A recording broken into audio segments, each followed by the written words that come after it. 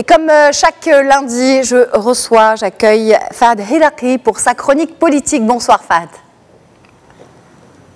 Bonsoir Nadia. Alors aujourd'hui, nous allons parler de cette session extraordinaire du Parlement, justement, qui s'ouvre aujourd'hui. Pourquoi a-t-elle été convoquée par le gouvernement ? Alors, d'abord, il faut savoir que cette session extraordinaire du Parlement n'est pas une surprise en soi. On le sait depuis au moins le début du mois de mars, lorsque la majorité avait tenu une réunion de coordination et qui avait annoncé dans son communiqué final qu'elle appelait à cette session parlementaire. Maintenant, donc le Conseil de gouvernement, ce qu'il a fait le jeudi, c'est de confirmer cela, et c'est-à-dire de convoquer le Parlement en session extraordinaire, comme lui confère l'article 66 de la Constitution. Et dans ce genre de session extraordinaire, il faut savoir aussi que le menu ou l'ordre du jour est annoncé d'avance. Vous venez de le détailler quelque part dans le sujet. Il s'agit de 5 projets de loi, globalement. 3 d'entre eux concernent, en fait, regroupent une sorte de cadre juridique pour les terres collectives, les terres sous les lièges en particulier. Et comme vous le savez, c'est un sujet très très important parce que ce genre de terres vont pouvoir libérer un potentiel foncier agricole assez conséquent, et donc de par cela va certainement pouvoir encourager l'investissement dans le domaine agricole. Puis il y a justement cette loi sur les sûretés immobilières qui est quelque chose d'important aussi pour le financement des petites et moyennes entreprises. Et le dernier texte, c'est un peu le gros morceau, c'est cette loi cadre 51-17 sur le système de l'éducation, et qui a suscité beaucoup de débats d'ailleurs ces dernières semaines, ces derniers mois aussi. Alors Fahd, il s'agit de projets de loi qui étaient prêts. Y avait-il vraiment urgence à les adopter aussi rapidement, sachant que la session de printemps doit s'ouvrir dans moins de 2 semaines maintenant ? Oui, exactement, mais il faut reconnaître aussi que, on va dire, la célérité n'est pas le point fort de notre machine législative. La plupart de ces textes traînent depuis plusieurs mois, et donc s'il y a possibilité et moyen de les faire passer rapidement en cette session extraordinaire, pourquoi pas, c'est toujours ça de gagner, surtout que les enjeux sont énormes. Alors pour peut-être les rappeler ou insister dessus, comme on dit, le cadre réglementaire des sous-lièges, c'est un préalable important, par exemple, à la prochaine stratégie agricole qui est actuellement en cours de finalisation.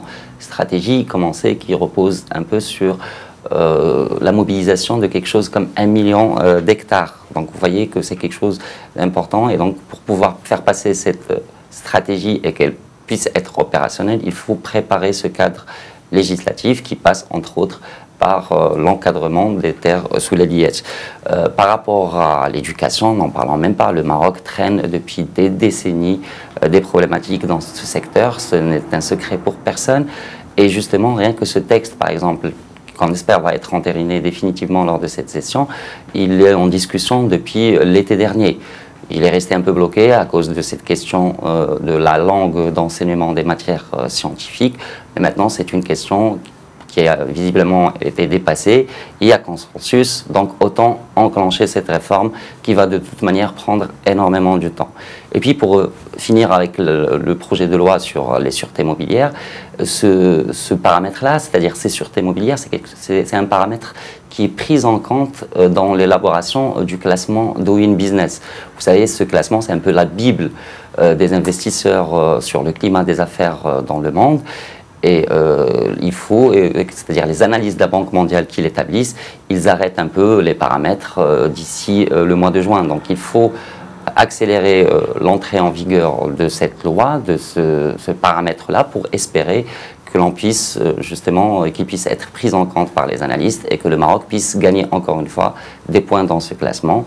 D'ailleurs, il faut rappeler que l'année dernière, quasiment à cette même période, il y a eu justement une autre session parlementaire extraordinaire qui a été consacrée à la réforme de certains paramètres du Code du commerce, des paramètres qui nous avaient permis de gagner l'année dernière 9 points dans ce classement de la Banque mondiale. Donc vous voyez que les enjeux de tous ces textes sont importants, et que surtout du moment qu'ils sont prêts, autant les valider et les entériner.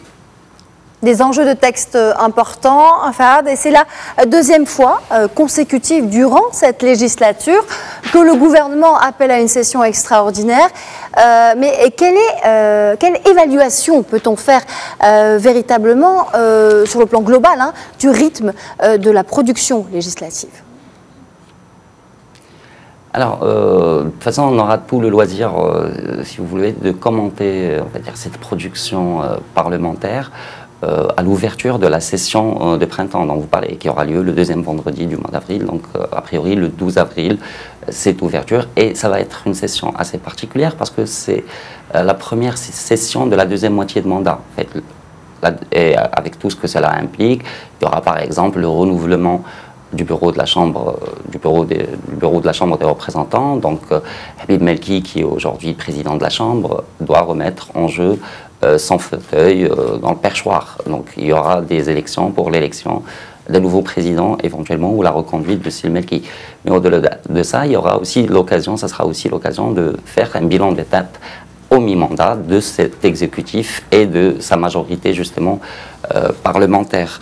Maintenant, si vous voulez, par rapport à la production législative à proprement dite, il faut juste rappeler que de manière globale, ce gouvernement ou ces parlementaires, cette législature, a démarré avec un handicap. On se rappelle tous qu'il y a eu un blocage de 7 mois entre les élections et la désignation d'un gouvernement, puis le vote de confiance par le Parlement et donc l'adoption du programme gouvernemental. Donc il y a eu, si vous voulez, une session blanche. La session d'automne 2016-2017 était une session blanche, ce qui explique peut-être cet effet de rattrapage de la part du gouvernement et de la part de la majorité d'appeler 2 fois à des sessions parlementaires extraordinaires en essayant justement de rattraper le temps perdu et d'accélérer les choses.